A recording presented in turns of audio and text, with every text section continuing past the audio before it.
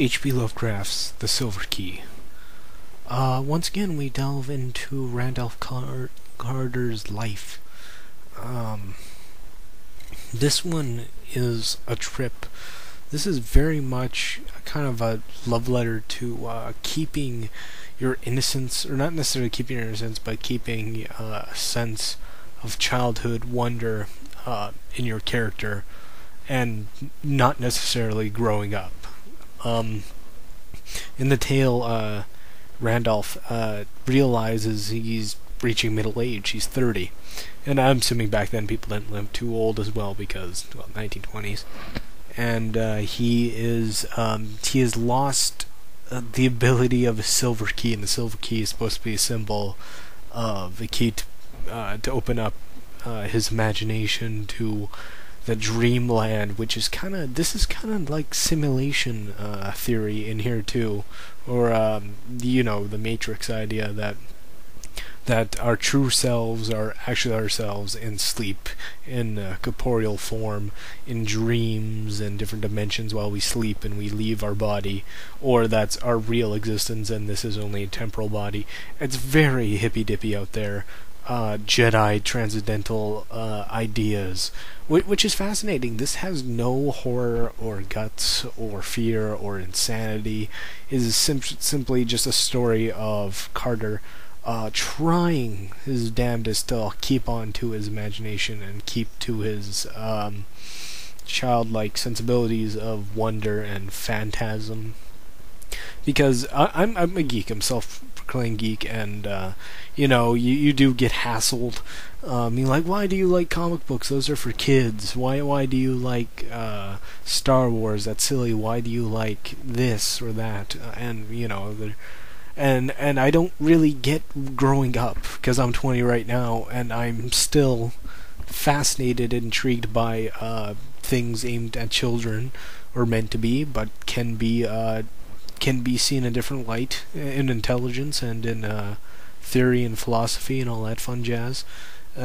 Mostly I hold on to character growth as one of my main things. That's always been my thing growing up as a kid, is the journey of the hero developing, getting stronger, getting better, or all that fun stuff. And here we have that with Carter trying to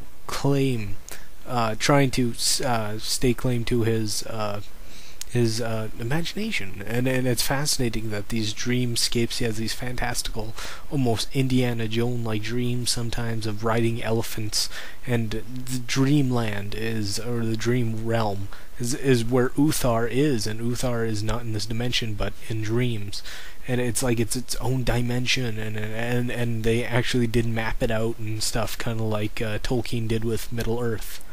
And it's really fascinating stuff. It's out there, trippy, primarily fantasy, which is kind of neat to get that from Lovecraft. It's definitely a side of Lovecraft you don't see too often, and which is kind of a refresher of getting mauled by albino goat people, and having your friend be eaten by shadow demons prior. But a lot of bad things keep on happening to this character. He's becoming like Waspinator, or Harry Kim, kind of a chew toy of the universe. I guess Lovecraft, unlike Howard, who was very idealized of making Conan. Conan wasn't perfect, but he was, at some cases, could be misconstrued as a Mary Sue. But Carter here definitely has a lot of knowledgeable faults of being kind of beta male-ish, very much an intellectual, and who is a recluse introvert like myself.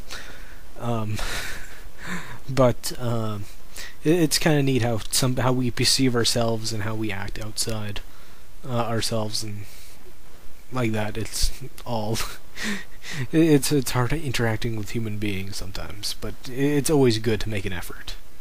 And in here, I'm kind of proud to be a geek because it's very accepting nowadays, and I love Geekvolution. I love all the guys who are involved, Duke Loops and all of them, Steve, it's great in this community of like-minded individuals who love comic books, who love other geeky franchises, and just talk about just BS.